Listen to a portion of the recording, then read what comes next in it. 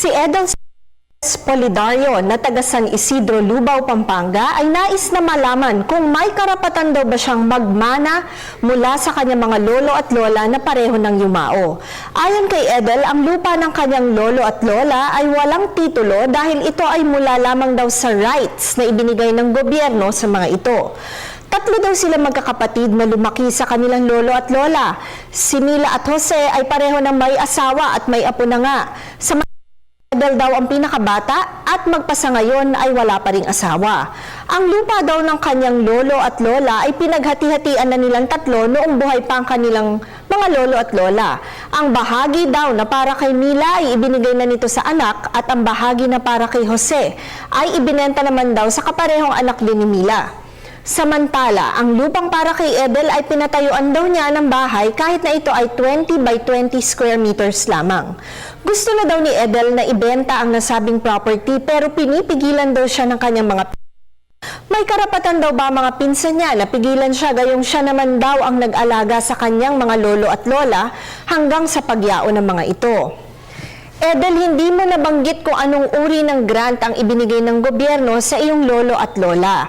Tandaan na ang land grants mula sa gobyerno ay maaaring by public grant o by operation of law o di naman kaya ay mula sa private transactions o kontrata patungkol sa pribadong lupa.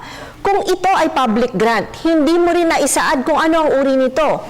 Ito ba ay land, maaaring homestead, sales o free patents o di naman kaya ay lease sa ilalim ng special laws. Ito ba ay titulo sa ilalim ng agrarian reform laws? Lahat ng ito ay dapat munang maisaad ng maayos dahilan sa ang nature ng grant ang makapagsasabi kung may karapatan ba ang lolo at lola mo na ipamigay, ibenta o i-dispose ito.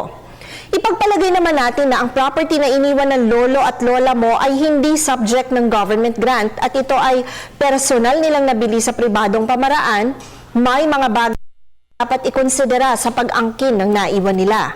Sa ilalim ng Civil Code of the Philippines, may order o hierarchy ng tagapagmana na dapat sundin. May tinatawag tayong compulsory heir sa direct line. Una, ang mga legitimate children o di naman kaya ay ang mga lehitimong magulang na mga namatay. Ikalawa, ang mga lolo at lola ng namatay. Ikatlo, illegitimate children. At ikaapat, ang magulang ng mga illegitimate children. Hindi mo nabanggit sa salaysay mo kung ang mga magulang ninyo na mga anak ng inyong lolo at lola ay buhay pa. Sila ang unahing may karapatan sa anumang naiwan ng lolo at lola mo. Sa kanilang pagkamatay o absence lamang maaaring magkaroon ng interes o karapatan ang mga apo na magmana bilang kapalit sa pwesto ng mga anak ng inyong lolo at lola.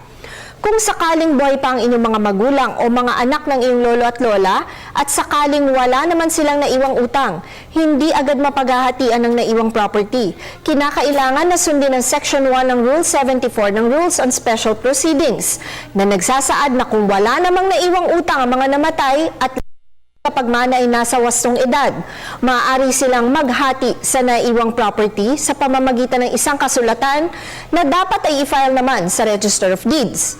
Subalit kung may di pagkakasundo sa hatian, maaari sila mag-file ng kaso sa korte para sa partition.